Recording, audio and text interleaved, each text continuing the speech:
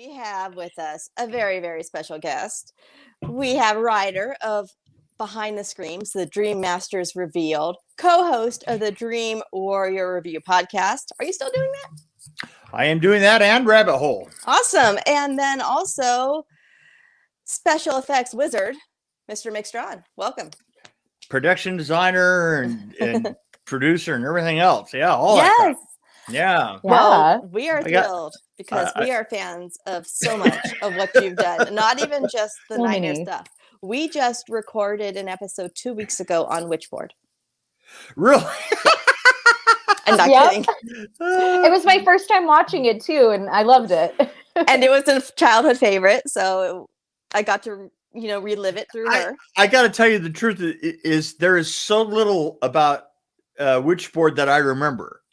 I mean, it's I watched it recently, and it's funny because there are certain credits that you have that because it was the 80s and you were doing like a million things at once, and especially like I was doing effects, and then I would do design, and then I would do effects, and a lot of effects. You have to understand that you would do a lot of them. Mm-hmm.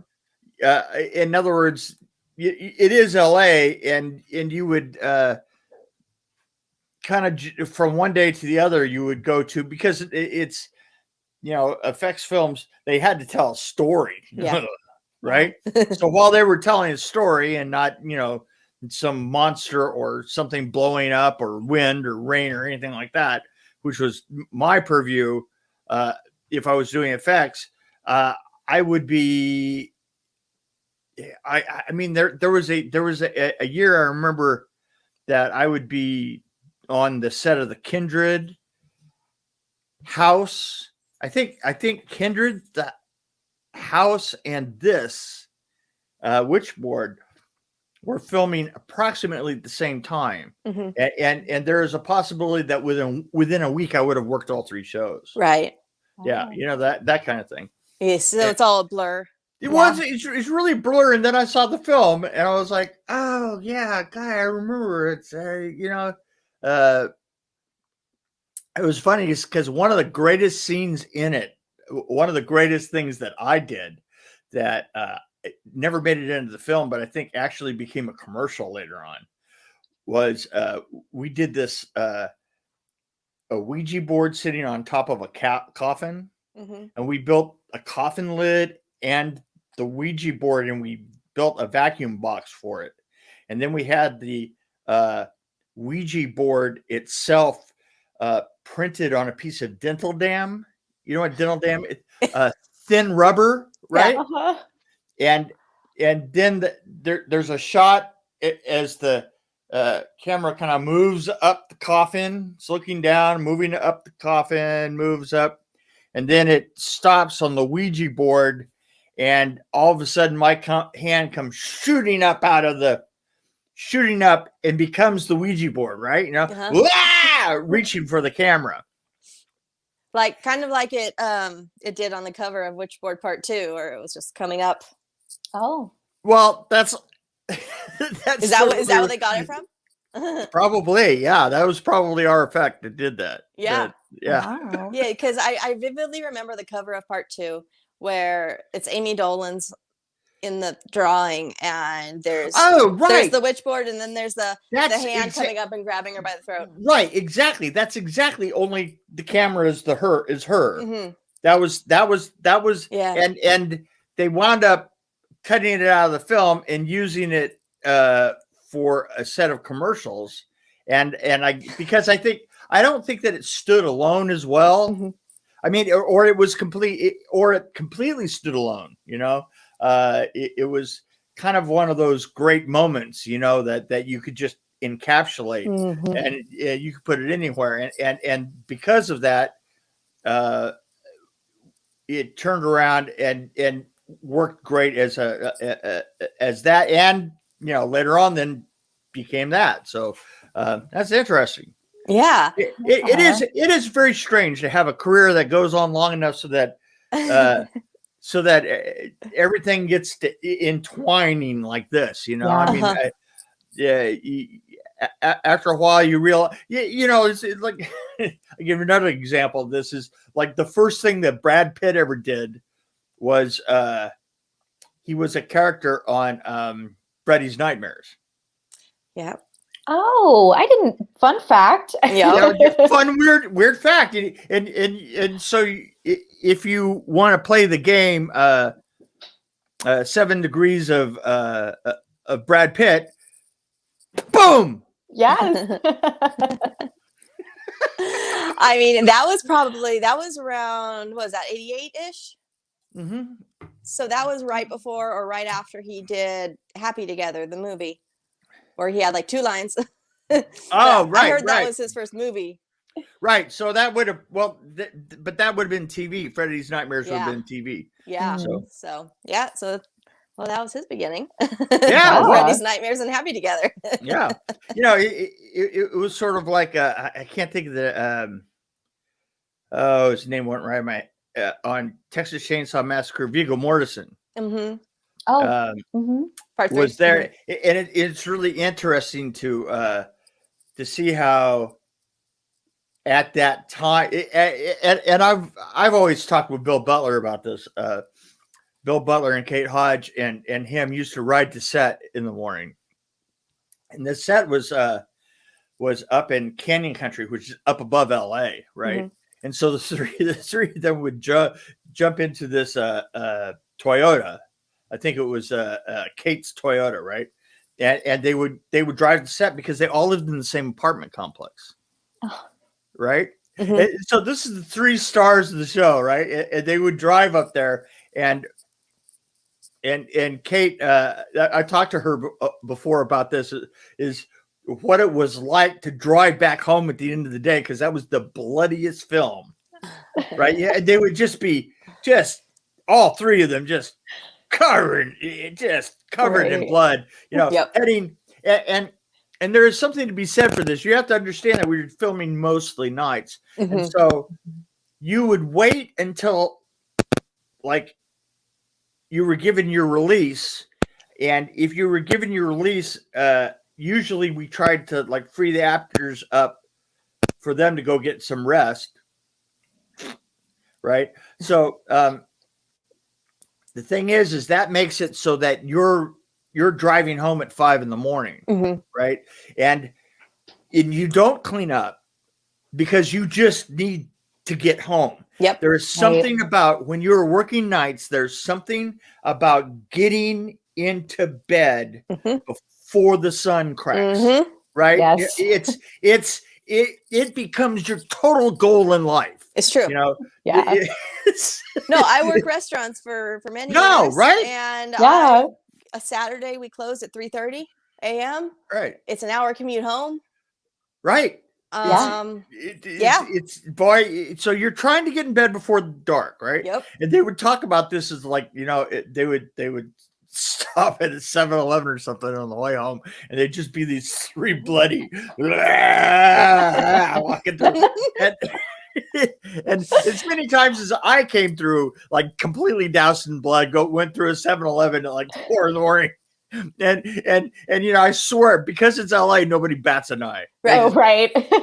Just another movie. Yeah, it's like you're standing out. Just you're the blood is so bad that it's stinging your eyes like this, and you're and I remember one time I was at a 7-Eleven, the guy standing next to me, and it's like literally 4 a.m, and I think he's getting up and going to work, uh-huh. and I'm just and he goes, it's like, we're standing in line at the coffee thing, and I'm like, God damn it. And he goes, yeah, that shit really stings your eyes. It's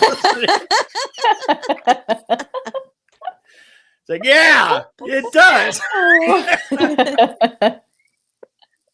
Right? Oh my gosh. Yeah. So, and getting that blood off is a chore. Bet. The worst is super slime. Is it? Oh my God. I have a super slime story you're gonna love. Ooh, right? I'm already sold on super slime. Well, it's ultra slime. I'm sorry, ultra slime. And you have to get Still the name sold. right for this because most slimes are like methicil. It's a food additive, right? Okay. But there is a slime called Ultra Slime, and Ultra Slime is actually made out of condensed Harry Potter magic, and even before Harry Potter was around. Yeah, yes, exactly. And it is to this day the super slimiest stuff you can imagine. I mean, it literally it on the side of a package of it, it comes in jars, right? And on the side of the jar, it literally has instructions that says, before you open this jar, go get a pair of scissors to cut the slime. Right? Cut the slime. Oh, wow. Yeah, because literally part of it won't come out. The whole thing will eventually, the thing is if you get on a flight and you've got the lid and somebody standing down on the ground has got the jar, there's going to be a string of it goes from here to Korea, right? So we did the stringy stuff for Nightmare on Elm Street 4, for the cockroach. Uh-huh. And one of my favorite scenes. My favorite of the whole franchise, by the way. Yep. Definitely one of my favorites in the entire franchise. Yeah. So we had built, now I production designed that show. So I had my fingers everywhere, but we had built the oversized roach motel. Mm-hmm. And we had tried to decide what we were going to put in the bottom of it. And we decided that we were going to spend the big bucks and we were going to do it with Ultra Slime. Oh no. And well, that's why that amazing, that amazing look like she's stretch, right? So we get 50 gallons of it. Now, at the time, this stuff was selling for $40 a quart. So you can imagine that 50 gallons was a huge, I think it was like around 10 grand. So, and we were having trouble getting it shipped in, and eventually we get it in the night before we're shooting, right? And it comes clear. But I didn't want it clear. I wanted it that weird orange color, right? That if you look in a Roach Motel, that glue. It's got to look like that glue. So I figure, well, this is no problem. We're going to get some food coloring and we'll change the color of it. And it's 3:00 in the morning. I'm in my office is 2 offices down from the place that from the little room off the stage. And by stage, I mean, I think that we had like 40,000 square feet of warehouses and 2 warehouses on a brand new place up in Santa Clarita. And so I'm 2 doors down from the room that I put the slime in. And I brought in one of my PAs and said, look, I need you to color this. And I had a big drill, industrial drill with a industrial whip, like for mixing drywall. And it's like the whip is 4 feet long and it's got blades down at the bottom. Right. And I said, I'm going to put I'll put the color in and you're going to mix it up. Right. And he's all, right on. This is the way that I always feel that PA's talk in my head. Right on. So I get him all set up and I go back to my office and I'm just going around my office just as I about ready to sit down and all of a sudden I hear screaming coming from the other room. Help! Oh my gosh. What the hell? How could this have gone horribly wrong in this short period of time, right? And I go running down the hall, I open up the door, and this is what I see. The blob of the stuff. Oh my gosh. He'd put the drill in there, and the drill, of course, had the whips that went up, and it frothed it, and it went up the shaft of it and literally enveloped him. And he was wearing, and he's trying to keep his mouth clear. Right. And there's 50 gallons of this, $10,000 worth of this shit. Right.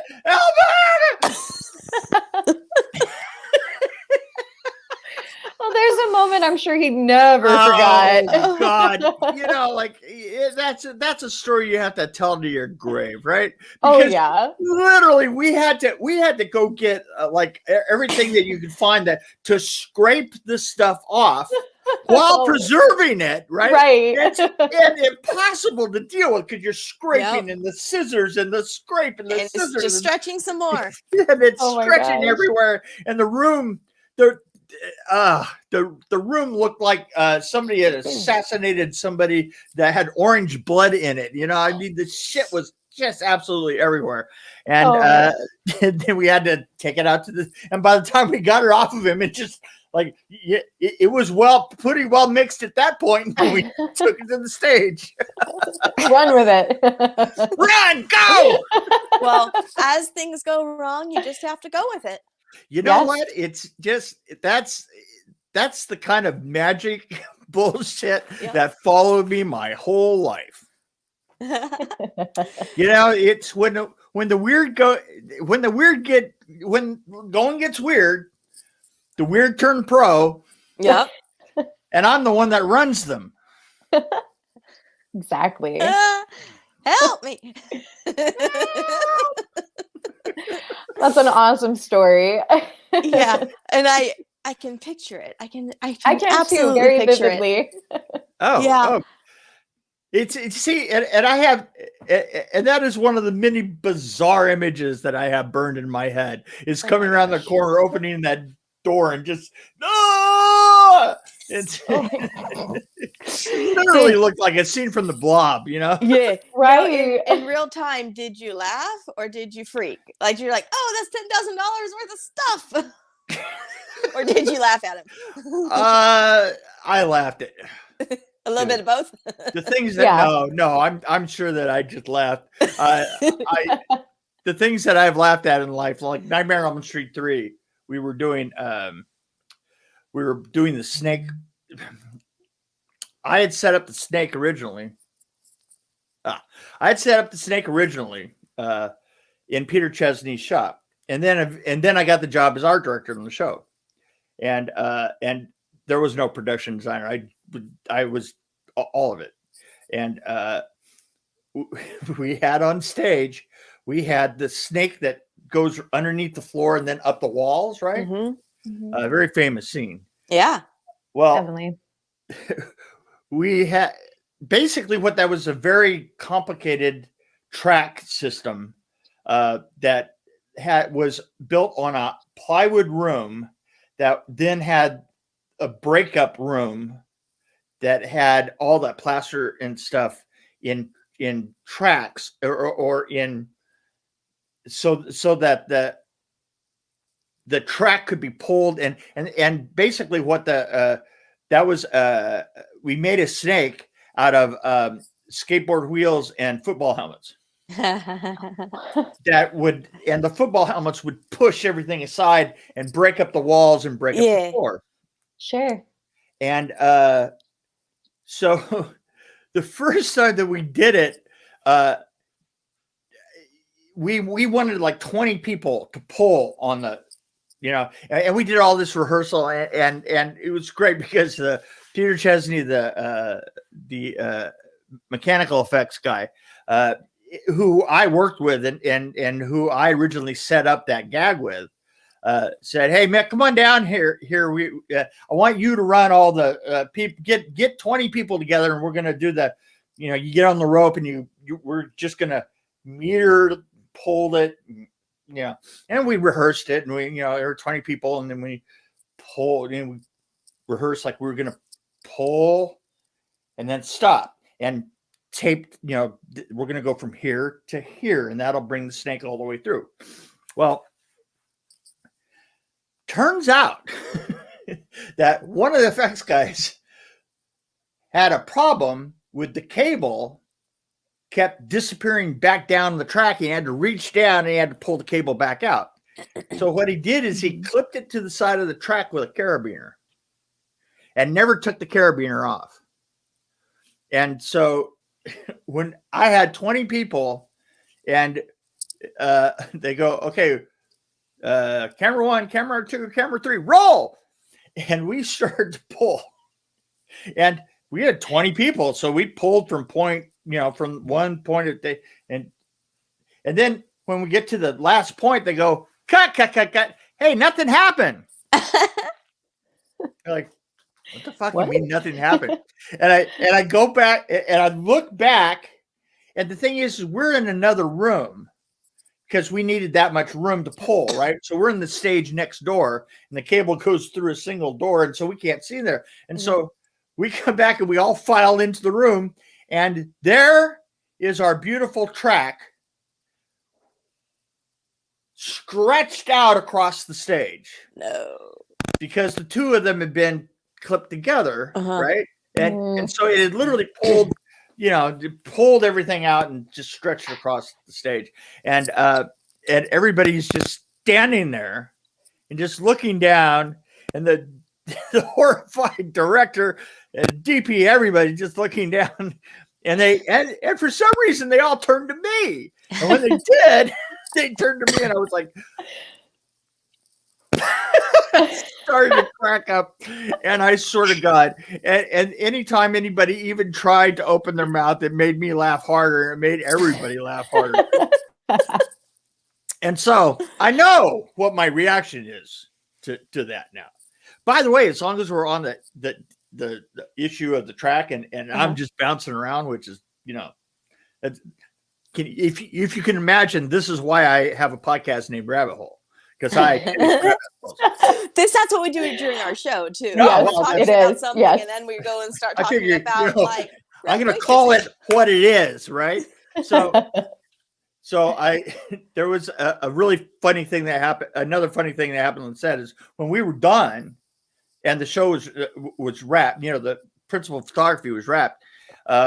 Peter and I gone back and was working with Peter, and we were working on the reshoots. And they came in and they said, well, the editors sent over a message, we need to talk about this problem that we have. And we said, and basically, if you look at the second shot of the snake starting its thing across the floor, right? If you look at the second shot, you'll notice that it's kind of floaty and you can't really see the direction of it. Mm-hmm. And that's what they said. They said, listen, we have a problem. This thing doesn't make sense until it hits the wall. Because then it looks like a creature behind the wall, right? Like a single creature. But up until that point, we got this problem of we're not selling that it's a snake. Something's going on, but we don't know what it is. And Peter and I sat down, we thought about it. And eventually, I can't tell you who came up with the idea first, but I went across the street and I bought like a 10 by 12 Oriental carpet, like for $12 at a, like a used, just in ratty shape. Sure. Yeah. And we threw leaves on it and dirt and really got it funky. And Peter tied a Clorox bottle he tied a rope onto a Clorox bottle. And we got his old 35 millimeter camera, Mitchell, and put it at the floor, pointing at the carpet, right? Kind of at an angle like this, and then pulled the Clorox bottle with the rope towards the camera. And here's the thing. That's the first thing that you see of this huge gag. The first thing that you see is a Clorox bottle heading at you. And here's the funny thing is now that I've told you that it's a Clorox bottle, you're going to look at it and you're going to go, oh, fuck, that's a Clorox bottle. I have to go watch it again. I literally wrote a note down right now that I got to rewatch. I got to watch for it. Because you look at it and you go, okay, so basically we spent $24, with the Clorox bottle and the piece of rope and developing the film. And we spent $24 on the gag that sets up this $150,000 huge, enormous gag, right? Yeah. So what you're watching is the evolution of a Clorox bottle. That's so wow. That's so cool. You know that I swear to God, the Clorox bottle does all kinds of personal tours and shit. Oh. Does he do conventions? Yeah, convention. I was going to say I want an autograph. Yeah. Oh, yeah. Does he do podcasts? Can we get him on the pod? Yeah, we would like to have him on the show. Very quiet. No, not Doesn't even say a whole lot. You really have to see him. Yeah. That's amazing. And now I have to go watch it again. Same, yeah. Like I needed to watch them all over again anyway to review because we're about to have a Freddy trivia night. So I need to, and I don't know the questions, and but I know they're difficult because I bought the game and I played it once, and they're deep cuts, and so I'm going to have to go rewatch them again. But I'm sure that I could go much deeper cuts on it. Oh, I'm sure. Oh yeah. Like what was the snake made of? Yeah, right. There you go. Well, now I hope that question is asked, so we know because we know the answer. We do know the answer. I'll give you another deep cut. You want to hear a good one? Yeah. We had a problem on Nightmare on Elm Street 4. Is we literally all during the show, we had only started with like a 60-page outline. We didn't actually have a script, and then there was, and Bob Shea, being Bob Shea, got a discount on an August 18th release date, and we started in February. So we were running, and so he started with an outline, and then there was a writer's strike. Yep. So from that point on, it's like three of my complete ideas just absolutely just showed up on set. And I can tell you about one of them. So we had a problem that it wasn't written how we get out of the dream loop. Remember the loop? Yeah, the running around the diner, getting in the truck. Right. We literally didn't have an end to it. It's just we knew that the next sequence that we wanted to get to was Dan in the hospital, right? That was the next major sequence where it was trying to figure out. I mean, after the cockroach scene, they're all cut together. It's how do we deal with that? Where are we going here? And we had a really stupid meeting about it. I just can't describe to you some of the idiocy, some of the idiotic ideas, because we had them in the car. We had them in the truck, right? Mm-hmm. Now we had to somehow injure one of them. We had, right? So to get him out of the loop. Yeah. Right. To get him out of the loop. And the weird thing was we're in a loop. And we cut the whole fucking film in a loop. I mean, the makers of the film. So we're doing the second meeting that we have of this, and this is a meeting with everybody. And actually, I've made a little cartoon of it, an animated short of it that's about 8 minutes. That's this story. It's very funny. So where can someone find that cartoon? Yeah, what is that? It's on my computer right now. I haven't decided what I'm going to do with it. Well, we want to see it. Well, send it our way. You know what? I will actually do that. You can't. Thank you. So the story about the truck. The story about the truck. I'd love to hear the story. You want to hear the story about that guy? I would love to hear it. Okay. Nightmare on Elm Street 4, we were having a lot of trouble with a script that was not finished. And not only was it not finished, we were in the middle of a writer's strike. So we couldn't have any of the people that wrote it go in and fix it. So basically, we built the film gag by gag. And we would sit down and certain gags just kind of like got worked out. And I'll tell you one that really, really got worked from scratch. It was the loop. Remember the loop? Yes. We're in a dream loop, yes, right? Yes. And we keep going around and around and around. Okay, here was the question. How do we get out of the loop? Remember the loop? Yes. We're in a dream loop, yes, right? Yes. And we keep going around and around and around. Okay, here was the question. How do we get out of the loop? Remember the loop? Yes. We're in a dream loop, yes, right? Yes. And we keep going around and around and around. Okay, here was the question. How do we get out of the loop? Right. Okay. And we had a couple of meetings about how to get out of the loop. And finally, we really had to just plain film something. It was getting desperate. Come on, man. Let's do this already. And we had already filmed. We had them in the truck. We had them in the truck going down the road, right? We'd already done the loop 3 times. And we couldn't continue doing the loop. The Holy Trinity, right? Yeah, that's right. But we couldn't get out of it. So we're in Peter Chesney's shop. And we were in there with all the guilty parties. Bob Shea was there. Rennie Harlan was there. Rachel was there. Transportation. Just everybody's there. And this time, we're going to figure it out. So now we start putting ideas on the table. And we're doing this again. And I'm not kidding. We're 2 hours into this meeting. We are just failing horribly. And we had Danny. What's the name of the character? Can't think of the name of the Danny Hassel plays it. Okay, right. So we've got him in the truck. He's going down the road, and Freddie has to try and stop him. So at some point, after 2 hours in the meeting, we had him up in the air. The truck had turned into a jet airliner. Right. Freddie is all of a sudden his co-pilot. It's a scene that never showed up in the film. He showed up in the truck, though. So we decided we're going to turn it into a jet. I mean, just after 2 hours, you just, you're tired. You know, you're at the end of the day. You filmed all day anyway, and all of a sudden you're trying to make these decisions. Oh, they got so stupid. You know, is Freddie the stewardess?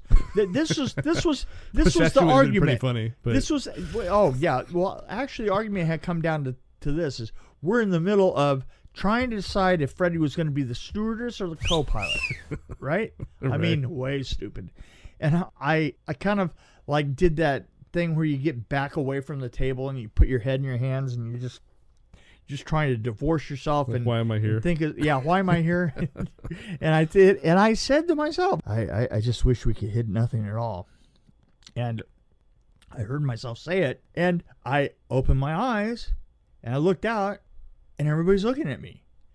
And I realized that I had used, well, you do know I have a handicap. Because I was born without an inside voice.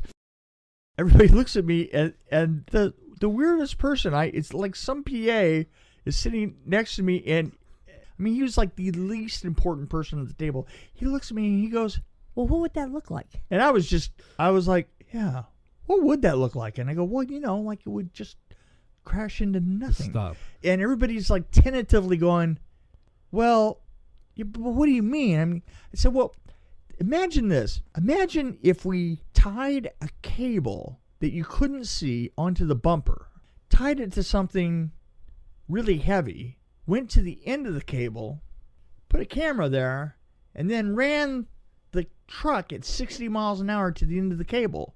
What would it look like? It would look like you were hitting nothing. Of course, what you're actually doing is you're crashing into your own bumper. Right. Yeah.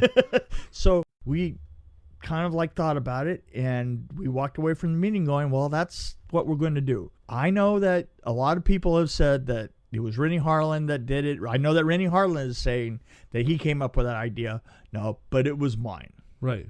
Yeah. And when I come out with my book, I'm going to have Rachel Talalay tell my side of that story. That's so, awesome. There you go. I'm getting the even. name you were looking for, character I was that Danny Hassel played, yeah, was Dan. It was Dan, right. So that's how that happened. And that's what we did is essentially we parked a D7 Caterpillar, and to get motion out of it, we actually kind of had to run a point with a cable and a pulley to pull the truck. Right. But Yeah. it still remained just like it was in my head at the very beginning. I mean, basically the truck had a big bumper on it, and we just tied it to a something heavy and ran it into the cable. It looked great. Yeah. It was a lot of fun to have come up with that in that meeting and then see it happen.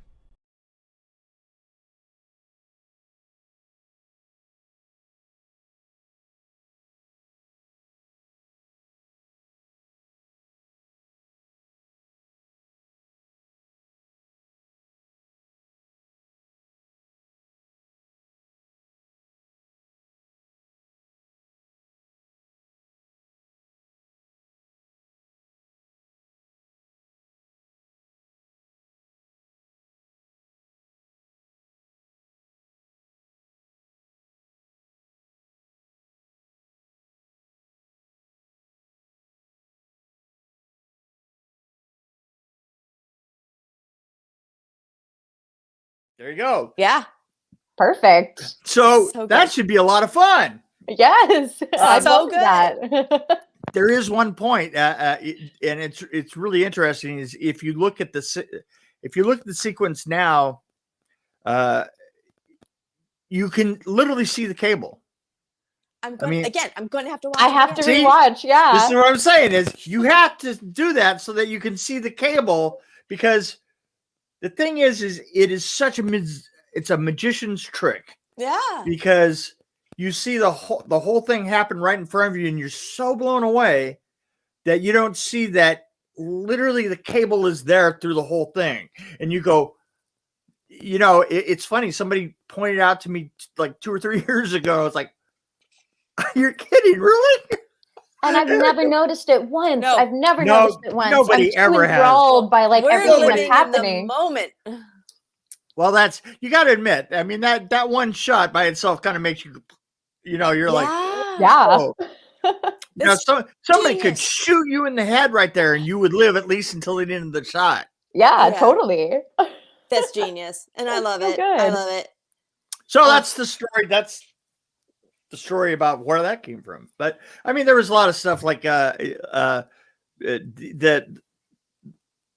when Freddy is going down the kaleidoscope, Mhm. that was a very poor representation of a dream that I had. Really? Oh. Yeah. I mean, I came back in and I said, it's funny. How many pages do we need now? Because I had this dream. and Rachel goes, write it down. Yep. Yep. And I did, and there you go. Wow. We get some interesting ideas from dreams sometimes, and then I had a dream last night that one of my coworkers snapped and shot up the whole building. Oh, well, my! And I had a dream once that my boss poisoned me. And I told her, because like we're cool like that, right? And I'm like, dude, I had a dream that you and Linda, who are the two bosses, are witches, and you poisoned us all for some sort of like youth serum. And she just started laughing so hard. I watched that movie. I'm like, so I'm not going to eat any donuts. You tell her that, and she goes, "What do you mean?" Yeah, slide the bottle of poison over here. Yeah. Yeah. What poison? Right. Right. No. And the funny thing was, I dreamt that she poisoned like the donuts, because I work for a law firm, and when an attorney wins a case, they buy donuts for the whole firm. Oh, you see, I dreamt that she poisoned the donuts. Wait, that would be horrible, because then you'd wind up killing all the officers that came to the job. That came to. Right. Oh yeah. Well, looks like we have a murder over here. Hey, I'm a little peckish. Yeah. Yep. Wow. Oh wow. Yeah. So bad there's my cop recent joke dreams. there. Yeah. So your dreams are way better. Well, I got to tell you also that you also worked on, as according to IMDb, I don't believe everything I read on the internet, so I hope it's true. You worked on one of my favorite episodes of Tales from the Dark Side, which is The Last Car. Oh. That's like my favorite. I love that episode so very much. What happens in it? The lady is coming into town, or she's leaving town, I don't remember, and she gets on the train, and it's the last car, and it rocks, and the old lady just keeps saying that she likes the way the last car rocks, and it turns out that now she's stuck on the train forever and ever and ever. And every time they go into a tunnel, they're like, tunnel, and they freak out. That was our version of the story that everybody in my age read in high school. Like one of the first science fiction stories of the two junkies that are going to score, right, and they're eternally caught in the New Jersey tunnel. Yeah. Oh. Yeah. So that was my favorite one growing up. I remember very little about Tales from the Dark Side. Well, I do remember. I do remember that. I do remember that we were filming in this little warehouse that was just right down the street from Farmer John's. Uh-huh. The pork manufacturer, right? Farmer John, and we had what was called Pig Death Thursday. Pig Death Thursday was the day that they slaughtered all the meat, and all the bowels of all the pigs, crapping themselves. The stench was I bet. unbelievable. I bet. I mean, the actresses would have to do their bit and then. Oh boy! Yeah. Wow. So it's That's rough. Pig Deck Thursday. And, Yeah. Eat lightly. yeah, eat lightly. Oh, that's rough. Yeah. Wow. Yes, but when I saw that's one of the episodes that you were credited on, I was like, no way. Yeah. Like I said, the weird thing is it was so strange to be in this really funky part of town. I mean, really funky. I mean, like I think that we were in Boyle Heights area in LA, which was just like just funky.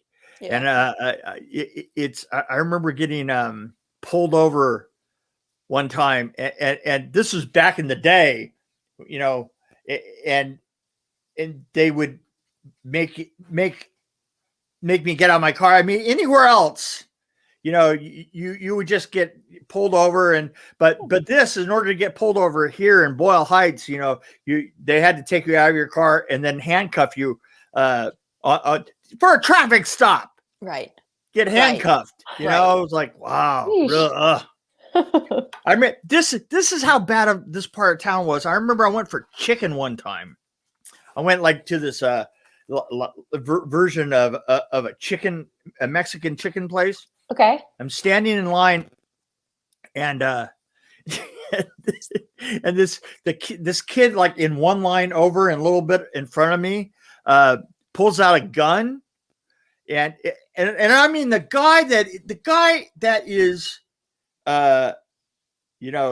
taking orders is a fucking tower. He is a black tower. I mean, just like, and this little skinny Mexican kid walks up and just pulls a gun on him and says, give me all your money. And the guy looks at him and goes, dude, this is a fucking chicken joint. Get your fucking ass out of here. And the kid turned and ran. Oh my gosh. Oh, wow. It was like, oh, well, so it's going to be one of those days, huh? Yep. So pig death is one of the best things that happened, not the worst. Sure. Oh my gosh. Wow. Hey, never a dull moment, right? Exactly. Always got to be something. So, Mick. Yes. What inspired you to get into effects? Like, when did this start? Were you a kid? Were you a grown up?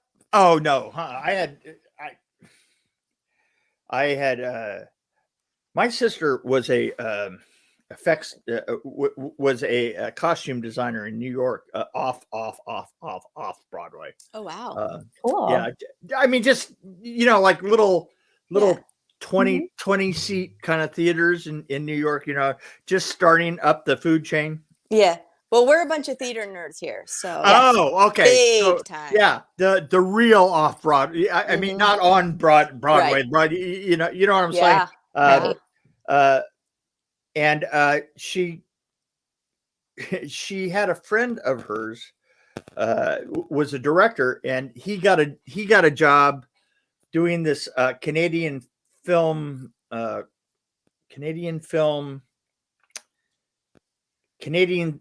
Safety Board commercial. Oh, okay.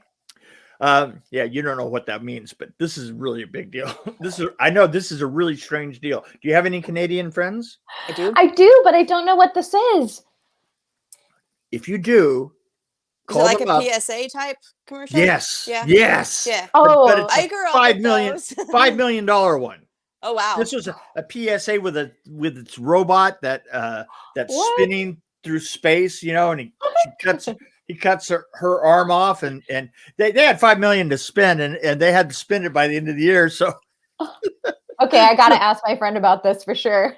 Astra. Ask them about the robot Astra.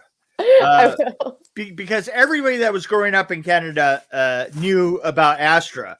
And anyway, and here's the weird thing about this is that was the first thing that I did is you hire your friends or you hire somebody who isn't going to like tell them that you don't know anything, right? Mhm. So this director hired CJ to do the set painting and design and stuff.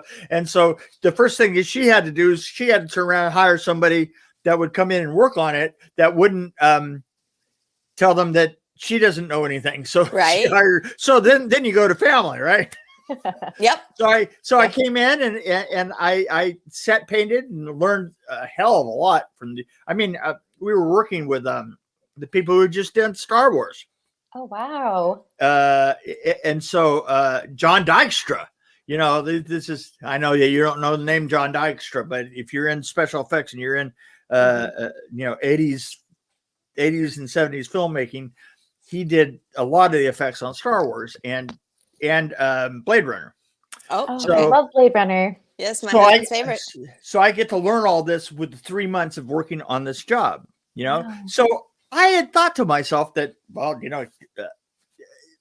it was a PSA and therefore, I would never have heard about it again. And about 4 years ago, somebody brought it up, said, so, well, how, what's your origin story in the business? And I told him this, and she said, did you say Astra? I said, yeah, the robot's name was Astra. And he goes, oh my God, Astra was in my dreams all while I was growing up. We saw this every afternoon. It's been playing every afternoon for 30 fucking years. Really? Yeah. And I was like, are Wow. you kidding me? I can't believe that. So that they were saying, so there's another way. So I was a podcaster, and he goes, so there's another way that you've infected my youth. That's amazing. Okay, I'm gonna have to look this up and watch it. Yeah. Astra may have more of a legacy than the Freddy movies. I mean, there are cartoon takeoffs on it. It's a pretty wild thing, It's so then the robot puts its arm back on and goes, my name is Astra and I'm a robot and I can put my arm back on. You can't. Play safe. Oh, I love that so much. Yeah, right? That's genius. Very cool. The weird things that you just stumble across, And then I've the always- rest is history. You're just like, well, this is cool. Yeah. I've always thought to myself is if you want to know how I got there, it was how I got, where I was. It was just having that itch to go, well, okay, so I could be making a really decent living. I'm a really smart guy. I could be making a decent living with a steady job, but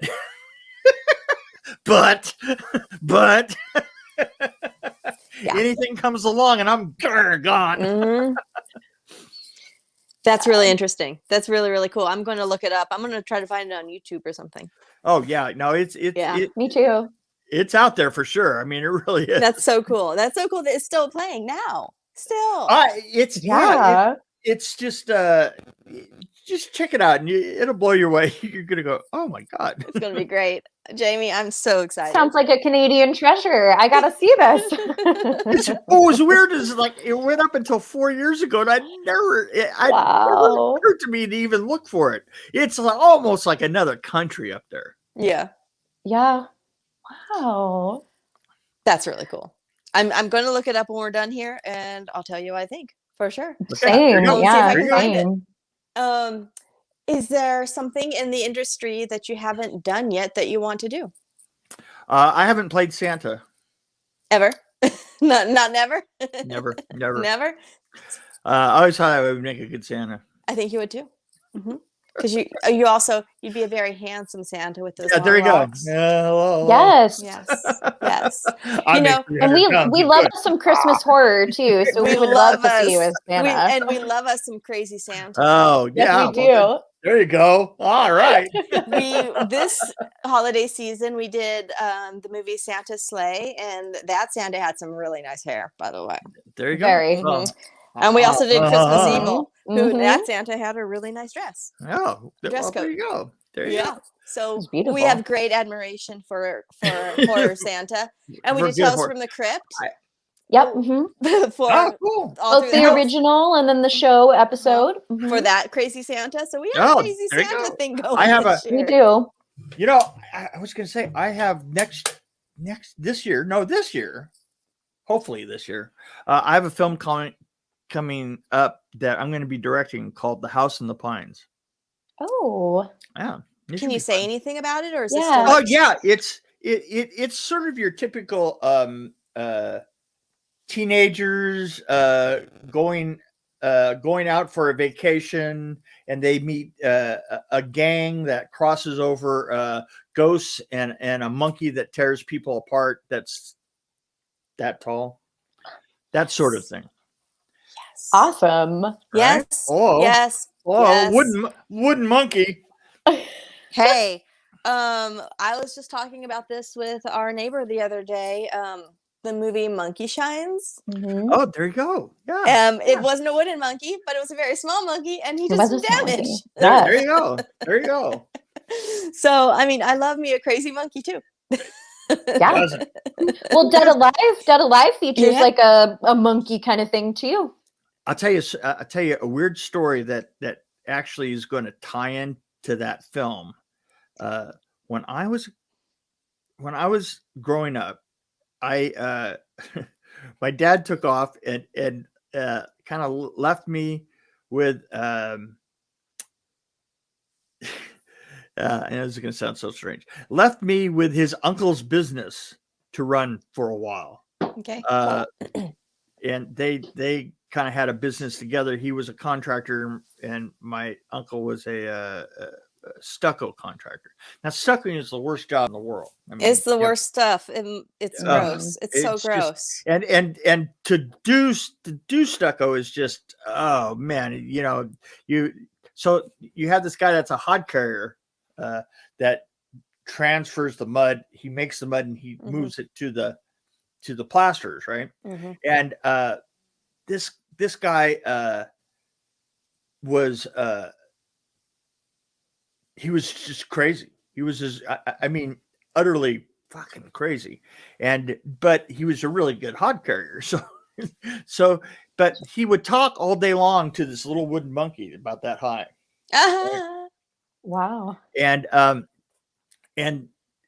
I wound up transferring a bunch of equipment to the river and driving with him. You guys know what the river is, right? Mhm. Colorado River, driving from San Bernardino to the Colorado River with this lunatic.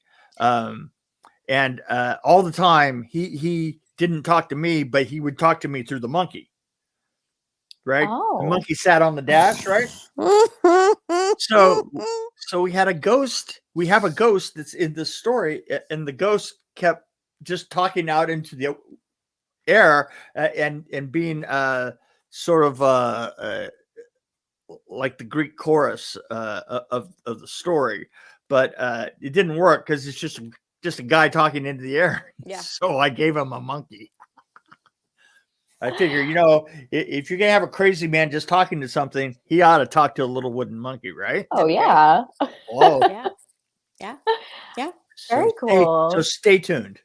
I'm a lot less alarmed when crazy is talking to an inanimate object than when just crazy is talking to into nothing. the air. Yeah. Which, with all the devices in ear and stuff these days. Oh my God, right? I just remember, when you saw somebody standing on a corner just talking in the air, it used to be that they were crazy, not just well connected. Exactly. Now there's a Bluetooth. Yeah, Exactly. Right. I remember 15 years ago trying to figure out if they were talking to somebody on the phone or if they were talking to themselves. Or to me, me. Right. Me. No. Me? No. Well, I can't wait. Yeah, that's very exciting. Yeah, And it should be fun. you also worked on recently Vengeance, right? I did. And how was that? Oh, it was my first time of working with just a volunteer army. Yeah. And no pay for it. And it Yeah. was really interesting. I just remember just trying to settle my head to the fact that these people are coming in to do this for fun and not pay. Right. It was a new one on me. It really was.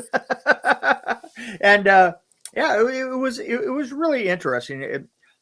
Vengeance was just such a strange. I mean, we had everything like kind of going against us. It's like a bunch of amateurs. Props would be lost, and we'd be looking for the props. It would be raining. The camera would break down because we were using really good cameras that were way over everybody's head.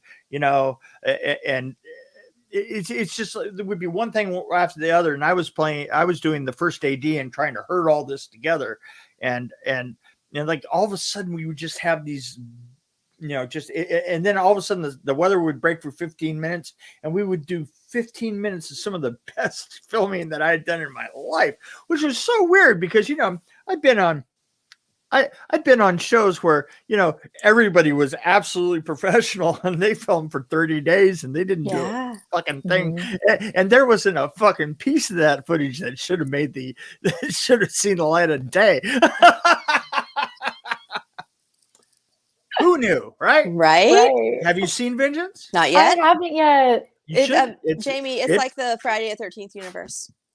Oh, cool. Yeah, so it's in that vein. And there's a lot of amazing people involved. Like Steve Dash was involved before he passed. That's right. And CJ Graham, right? Cool. Right. And Mick, of course. Tommy McLaughlin. Yep. Yeah. Oh. Yeah, Yes, it was who directed part 6. Yeah. I mean, Jason Brooks played Freddy or played Jason, and Jeremy Brown was the director, and it is really. I can show somebody that, and I don't even have to pull up the caveat that it only costs $50,000 to make. Amazing. I mean, it was really that good. Amazing. Really, when did this come out? I think it was released 2 years ago. Okay. So fairly recently. Recently. You can see it on YouTube. Awesome. It's got like 1.8 million views. That's awesome. That's awesome. I didn't know it was on add that YouTube. to my list. I was just seeing stuff on Facebook as it was being made and all that. And then, of course, when Steve passed, there was a beautiful big tribute on it and stuff. And I have to tell you, Steve, it was so odd. We sent a crew down to Florida to film, and Steve says, "Oh yeah, sure, I'll meet you there." And we filmed with him for 2 full days, and we didn't know that he had literally just left the hospital. Oh man. Wow. He just left. Wow. They were gotta go work. Bye. They were going to amputate his leg. Yep. And Wow. they did, essentially. And when he went back, so he left and he did the film, and then went back, and 2 days later they amputated his leg. And we were like, yeah, he didn't tell us. I mean, because he's a pro. Yeah, definitely. And a lovely person. I met him once. Yeah. And he was so kind to everybody. I like to watch not just my interaction with people, but I like to stand back and watch how they treat everyone else too, to kind of get how this person is. And he is so gracious, or was so gracious to everyone. Yeah. And I mean, he was just amazing, a beautiful, beautiful person. And I'm so grateful that I got the opportunity to meet him just 3 months before he passed. Yeah. Wow. So yeah. So I'm grateful I had that, and his legacy is in Vengeance now. Yeah. And he did a great job. Absolutely. I'm forgetting the film already, but I got a lot of them competing, banging around up in my head. So Well, I was wondering, what is your favorite movie? Both, your favorite movie to watch and maybe a favorite movie that you've worked on. I have two favorite movies, and you would think that as a horror guy that I wouldn't. One of my favorite all-time movies is Galaxy Quest. I I love love that Galaxy movie. Quest. What a great cast, and it's great. Oh, Galaxy Quest and Fifth Element have to be a Fifth couple. Element's good. Love favorite. Fifth Element too. I mean, there are a lot of newer films that I think are surprisingly good. I love the egalitarian nature of so many cameras out there. Yeah. Filming has completely changed. Mhm. It's so much low budget, and yet you can do so much. I mean, we're walking around now with cameras on our phones that would duplicate a $500,000 rig in the 80s, right? Yeah. Mhm. So, I mean, it's just amazing. I think that we've just barely touched the level of creativity that people can bring. Like, have you seen a film called Dave Made a Maze? No. No. Oh my gosh, you have to see this. It's just so much fun. I love horror comedy myself. Me too. Yeah. But and I know that people say, well, practical effects and they shit on CGI, but it's just another tool in the box. Yeah. I mean, Totally. the biggest problem with CGI is knowing how to support it. Mhm. It basically can just act as replacing like what blue screen. Mhm. We used to do blue screen. Used to be nobody really wanted to do blue screen, so you did all the practical effects to support it and to make it look better. Yeah. To make the story work within it, and that's basically what you can use CGI for now these days. But I just love the fact that all these great stories are out there, and people are telling them. Yeah. Well, Totally. we're huge practical effects fans, obviously. If a movie has practical effects, we're automatically like more invested You're in it. in. But Totally. we don't mind CGI as long as it's more of a like a salad dressing, Yeah. like Right. just Not a the little whole helper, salad. right? Yeah, it's used to enhance. Yeah. Yes. Totally. Yeah. Yes. I wanted to ask you about the scene in Nightmare on Elm Street Part 3 where Nancy falls through her chair. Really, How it's much one of my that? How favorite. much It of that is was one of CGI? my How much of that favorite. is practical? It is a good one. It's 98% practical. Amazing. Here's what we did, and it's really funny that you would pick that one because I love that one. Yeah, I do too. It's so simple, but it's beautiful. It's so good. I have this. I have a show that I do at cons. Did at cons. Where I take video clips and I show video clips and I explain how we did them. I would go to that. I would watch that in my own funny way. And literally that's one of the clips because it was a I forget what they call it right now, but basically we rolled on the chair by itself, rolled some footage on the chair by itself. And then what we had done is we had taken the seams in the chair itself and we had just picked all the thread out of the seams. Right. Mm-hmm. And it was pointed in the middle, and had that try, the leather was sewn in a try. Yeah. Right. Mm-hmm. Yeah. And we just really carefully picked out the seams and replaced them with like a couple of threads here and there, and then put the chair there on a platform. And the chair, we just built that whole set corner on a platform, cut a hole in it, and put a bag inside. And she had to fall there and then 4 feet down underneath the stage. And so she falls back, and then that little space, and there's a little space between the arm of the chair, this front tube of steel, the bottom tube of steel, and this tube, and we just framed that out and optically replaced it. So Wow. Beautiful. Oh, and it is one of the most beautiful shots. It's so it really it is. looks so simple, And you just but it's don't so expect stunning. it. Yeah, and you Yes, don't right? expect it. You know, just, Not at all. And it's not a gore shot. It's Yeah. beautiful and it's not Yeah, a gore it's shot. just a gorgeous little shot. It really is. It's so great. I love it. That's Okay. amazing. Thanks for sharing that. Yes, Oh, thank yeah, you. It's just really great that you guys appreciate that shot, because I I love that Oh, shot. yeah. I've always always just love loved that shot. Yeah, I've always thought, wow, that's this. It is just perfect. You Oh, know? It is. It I does- remember as a kid watching the Beta Max tape of it. Right? And like rewinding it, because I started watching horror when I was very young.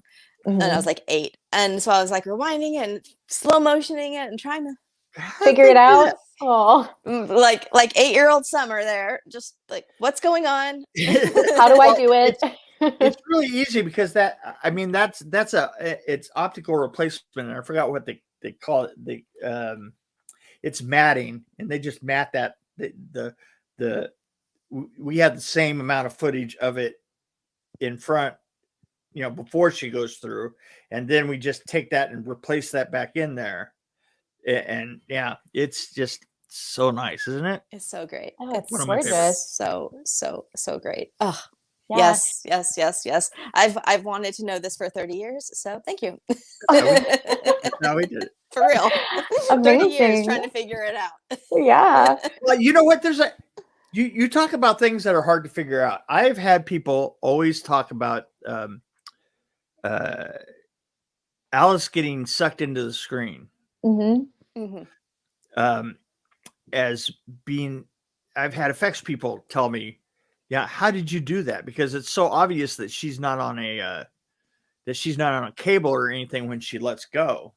She gets sucked. And basically what we did is on set we had an enormous platform that was the balcony of the theater, right? And it literally comes up like this. It was built on a couple of tractors, and boom arm tractors, and we bridged the boom arms together, the hydraulics together, so that they controlled as one, and then they lift it up like this so that you can, and everybody that's in there and everything that's on it is strapped so that the camera and the lighting and everything goes up. And then she's falls forward. It looks like she's being sucked. So she falls forward, and she falls up to that rim, the rim of the balcony. The balcony. Yeah. Okay. And then we take that rim and we put it, slung it underneath a crane. And we had gone down to the, on Highland Boulevard, there was a Beacon's fur storage. And it was an 8-story building that didn't have any windows in it. And it just had this long concrete sides, because they literally stored all the fur. It was a huge refrigerator, right? Okay. And so what we did was we took the side of that and we built the beams that you saw in the theater when you walk in. We took those beams and we lowered them on cables down the side so that every 15 feet you see a beam and a beam and a beam and a beam and a beam, but that's on the side of the building. And then we lift her up. The stunt person is holding on to that front lip, right? And we lift it up into the air and and it looks like she's going overhead, and so the camera is just right here looking straight sideways, and she falls. I love it. Wow. I love it. I've always loved that scene too. I love that scene because I do too. I like the effect, sure, but I really have a thing for like old theaters, and I thought that theater looked very pretty. Yeah. Oh, and I have a thing for big band and swing music, so I'm like dancing. Yes. And then later, when I became a grown up and a waitress, I'm like, yeah, it's my worst fear. Yeah, there you go. So I was like, yeah, okay, Yeah. okay. Chat. Is this going to be me in 30 years? Looking at old me.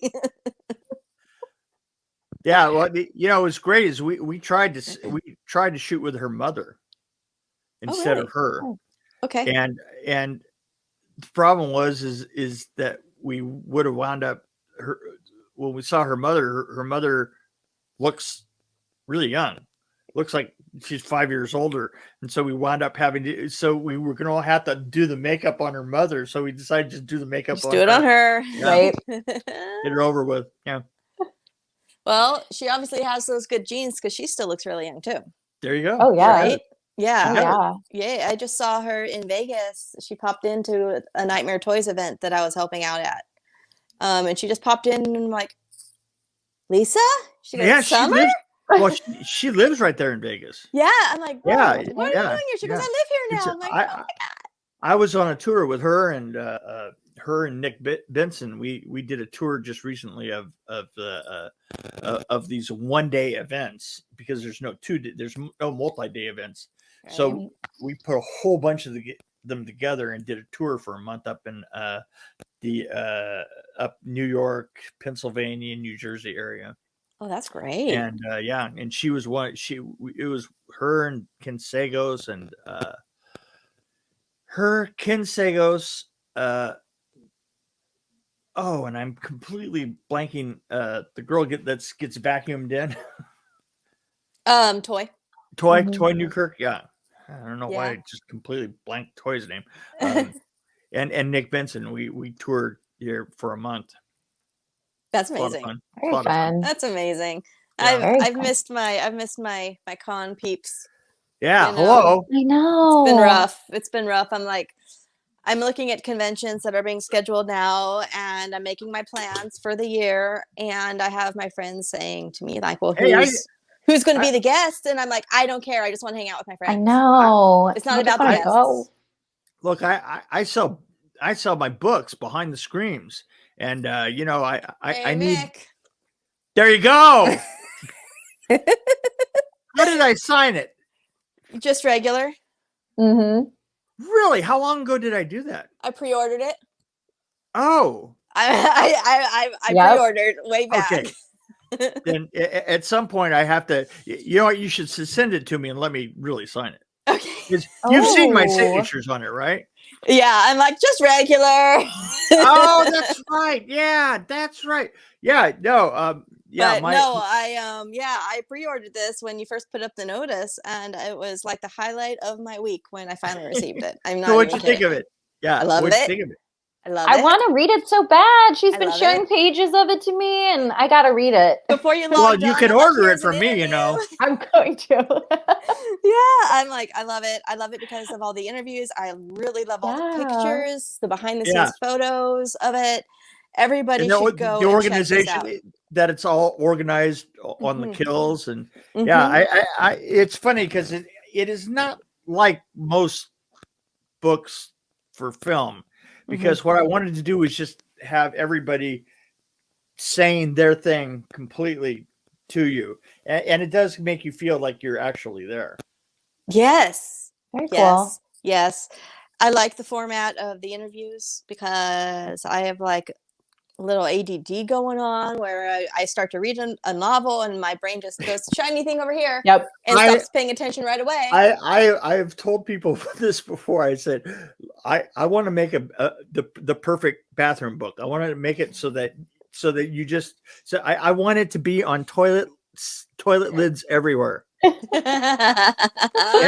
that's the very part of it that kind of like broken up bit that you could stop halfway through a page at any given time. Yes, totally. It's great. I was describing it to Jamie. It's almost like magazine format, except not.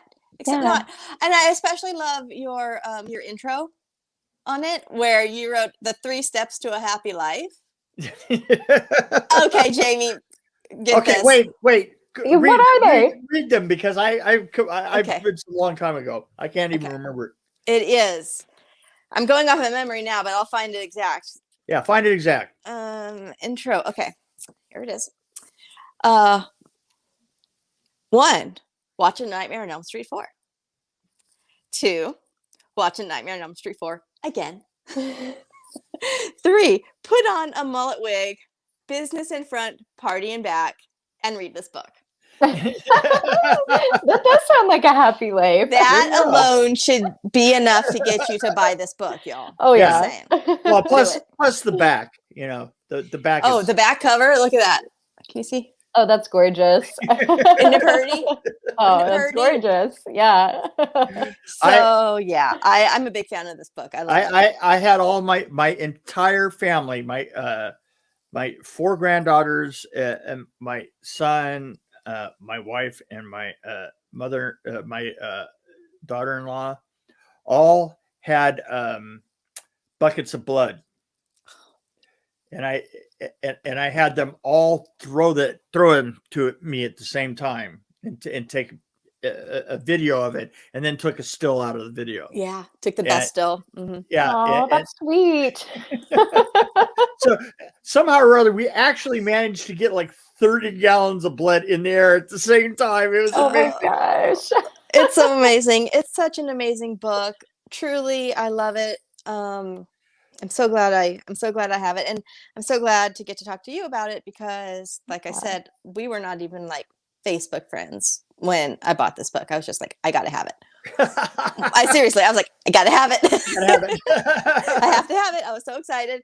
And then, we chit chat a little bit online, and now we get to speak in person, kind of. And yeah, as close as you get. As close as it's kind of a dream come true. I'm not gonna lie. Oh, I'm glad. I'm just saying. Yeah, all this niceness. I know. So, but like I said, like your work has been a huge part of my childhood. Oh, thank you very much. Right, and my adulthood, of course. And you worked on Candyman as well, right? Which we love. Mm-hmm. That's my most favorite movie ever, probably. Yep. It is a standalone movie, and Tony Todd was my first crush. And I realized this about 3 years ago when I was really standing back and taking a look at my husband, and I said, I married someone that looked just like him. Yeah, he does look kind of like Tony Todd. I noticed that. I noticed that. I was going to say the height difference is totally there. Same height, same deep voice. There you go. When we went to a con with Tony, first of all, great guy. He called us by name the entire weekend. When he sees us in the hallway, hey, Summer and Henry, like, how do you remember that? We're like, you're Tony Todd. Thank you. And I got a picture in between the two. And my gosh. And I was just like, it's like childhood dream right here. Oh my god. But I didn't even, I've been with my husband for 12 years. It didn't even occur to me until about 3 years ago. It was subconscious. Yeah. Yep. I was like, first crush. You married your crush. Him. Yeah. Yep. So so that was fun. That was a lot of fun. And I'm like, the height had to be there too. He's like 6'4". Yeah. So it's like, yeah, sorry. And I'm 5'2". So there you go. Yes. Aww. Jamie, did you have anything else you wanted to ask before we let him go? Oh yeah, so a lot of us, horror fans, when we watch these movies, I think we've all fantasized about like making these effects happen, or being a part of it. Being a part of it. What advice or kind of tips do you have for somebody who's interested in doing that, who's interested in getting into a career like yours? It's so different these days. It is. Yeah. I really don't know the machinations by which you know what, just try and do something local. There's so many people out there that are making films everywhere. But if you want to do it for a hobby, or if you want to do it as part-time or something like that, look around and just get involved. But if you want to make it a living, then either go to Georgia or go to California. Georgia, big in Georgia, huh? Huge Atlanta area. Oh. They're filming so much stuff in there. It's here's a really good indicator. In putting that book together, probably a good third of the people that were still working in the business were in Atlanta. Really? Yep. Wow. That's amazing. Wow, I had no idea. Me neither. No idea. Yeah, no, it's absolutely. So much stuff is made in Atlanta right now. One of my friends just moved to Atlanta, and we've been trying to go down and visit. So I'm like, hey, maybe we should move. There you go. There you go. Maybe we should move. Though I really don't know if I can handle the heat. I'm good with cold, not heat. So I'm Yeah, well, there you go. yeah. And you mentioned before we started recording that you are currently in, can I say, like, it's okay to say publicly that you live in Nashville now? I do. Yeah. I do. And what brought you there? Grandchildren. Oh, that's nice. Gotcha. Well, there's a couple of things, but it's I'm basically retired, semi-retired, I guess, and I want to live by my grandchildren, and we live on, and all of us live together on 2 houses on 6 acres. How And nice. it's just really, it's beautiful, and I'm constantly in the process of remodeling my house. Yeah. So And I get to do East Coast cons. yeah. Right. Which is, the thing is, if you're going to do cons, the West Coast is not the place to, like, they're limited. They're very far apart. Mm-hmm. Sure. The spirit isn't there for it. Like it is. It's true. It's true. I like living in the center, so I can get to either side if I needed to. Yeah, no, And it's then- true. That's the sweet spot. Yeah, Right. and I can Chicago sit has back some, and Indy has some. Yeah, and I can sit back and drive, or I can have like normal. I mean, the process of getting from the West Coast to the East Coast to do a con is just onerous. I mean, it's just like Yes. stopping at Chicago. I mean, there's little bits of the Chicago airport that I know by heart, and I just getting so tired of it. Yeah. Yeah. And now I get to go through the Atlanta airport all the time. I remember what I said. I was just commenting on something at the ticket booth, and I was commenting. I said, "Man, it just seems like I'm going through the Atlanta airport all the time."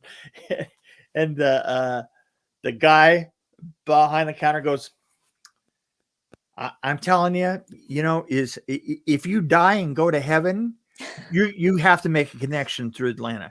If you're in the South, you die, go to heaven, you're going to go through Atlanta anyways.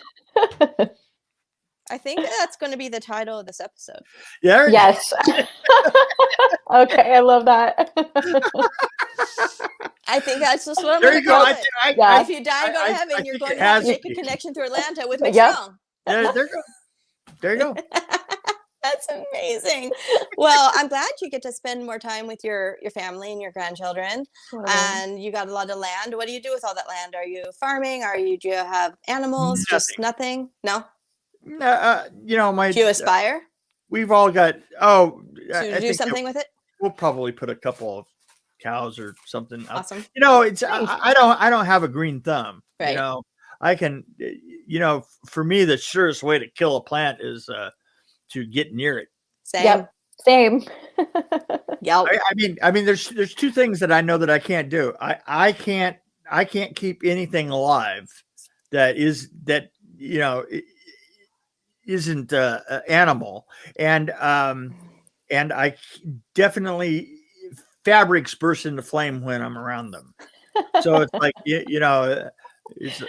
it's like if I tried to make like something even super easy, like a pair of curtains, it'd be a little mushroom cut. I can't make things from scratch, but I can do super simple maintenance, like sewing up a hole in a sweater. And because I am 5'2", I always have to sew about 4 inches on my pants. Oh, sure. Yeah, Mhm. right. But I can do simple stuff like that. But as far as making something from scratch, no. See, I have duct tape, and if I can duct tape something in a place where you can't Safety see I it, pins that are my works. thing. I just don't think that the local ER needs that much business. Especially now. They're already busy. especially enough. now. Right? Yeah. This is not the time. No, it's not. That's not the time. Well, Mick, thank you so much for hanging Oh, out you with guys us are for the last 2 totally welcome. hours. I had a great time. Oh, This we has had been so fun. so much fun. Will you come back sometime? Oh, please? sure, anytime. Good. We had so much fun, but we have so much more can- we want to talk about. We'd love to have you back. We can Yeah. talk. We did primarily a Freddy thing here, and we can go Yeah. on to other things. Yeah, I I'd mean, love to. and I'm sure you have stories, and we want to I hear them all. do. We want to hear them, and we want to see the animated versions of them too, because All of that them. was awesome. Still working on them. Yeah. Well, that's amazing. So amazing. Anytime you're going to get ready to premiere a new animation, let us know and Yes. we'll do what we did here. Okay. Well, thanks a lot, guys. It's been a lot of fun. Now Thank I gotta you, go. Mick. I gotta go find my dog. He's somewhere around here. The Dogs of Horror. Yeah, Yes. yeah, that's right. Dogs of War. Okay. Official new member. Thank you, Mick. I appreciate it. Thank you so See you much. guys. Bye. Okay. Bye. Bye.